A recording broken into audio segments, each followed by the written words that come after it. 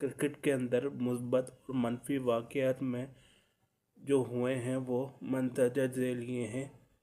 2011 میں آج ہی کے دن پاکستان کے 3 بڑے کھلاڑی محمد آصف، سلمان بٹ اور محمد عامر کو 2010 میں لارڈس ٹیسٹ میچ میں میچ فکسنگ اسکینڈل کے بعد بین الاقوامی کرکٹ سے بین کر دیا تھا، انٹرنیشنل کرکٹ سے۔ سلمان بٹ کو 10 سال، محمد آصف کو 7 سال اور محمد عامر کو 5 سال کی پابندی سنائی گئی تھی۔ بعد میں اپیل اور عدالت کے فیصلوں کے بعد سزا میں کچھ کمی ہوئی تھی۔ یہ واقعہ کرکٹ میں بدعنوانی اور اس کے خلاف سخت کارروائی کی نشانی سمجھا جاتا ہے۔